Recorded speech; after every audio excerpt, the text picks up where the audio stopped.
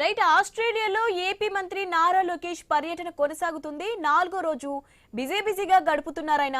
Griffith University vice president Marnie Watson తో Gold Coast campus లో భేటీ అయ్యారు లోకేష్. యూనివర్సిటీ స్పోర్ట్స్ కళాశాలలో అధునాతన క్రీడా సౌకర్యాలను మంత్రి పరిశీలించారు. క్వీన్స్ ల్యాండ్ లో యూనివర్సిటీ గల 5 క్యాంపస్లలో 50,000 మందికి పైగా విద్యార్థులు విద్యను అభ్యసిస్తున్నారని చెప్పారాయన.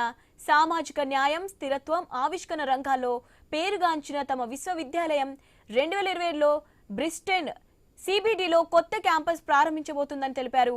భారత్లో ఐఐటి రూర్కీతో కలిసి సంయుక్త పరిశోధన, స్టూడెంట్ ఎక్స్చేంజ్ కార్యక్రమాలు, ఆరోగ్యం, నీటి వనరులు, టెక్నాలజీ రంగాల్లో అకాడమిక్ భాగస్వామ్యం వహిస్తున్నట్లు చెప్పారు మార్ని వాట్సన్.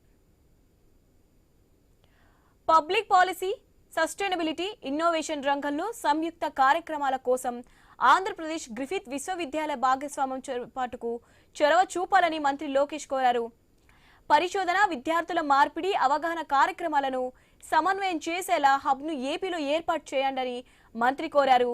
సిలబస్ రూపకల్పన, నైపుణ్య ధృవీకరణ, గ్లోబల్ అకాడమిక్ ప్రమాణాల కోసం ఆంధ్రప్రదేశ్ విశ్వవిద్యాలయాలు ఏపీఎస్ఎస్డిసితో భాగస్వామ్యం వహించండి తెలిపారు లోకేష్. గ్రిఫిత్ యూనివర్సిటీ ఆంధ్రప్రదేశ్లోని ప్రముఖ విద్యా సంస్థల మధ్య డ్యూయల్ డిగ్రీ లేదా ట్విన్నింగ్ ప్రోగ్రాంలను అభివృద్ధి చేయండి మంత్రి లోకేష్ పేర్కొన్నారు.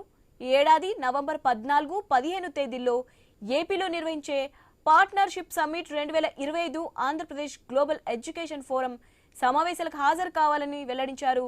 గ్రిఫిత్ విశ్వవిద్యాలయ ఆవిష్కరణ, స్టార్టప్ మద్దతునిచ్చేలా ఆంధ్రప్రదేశ్ రతన్ టాటా ఇన్నోవేషన్ హబ్తో కలిసి పనిచేయాలని మంత్రి లోకేష్ విజ్ఞప్తి చేశారు.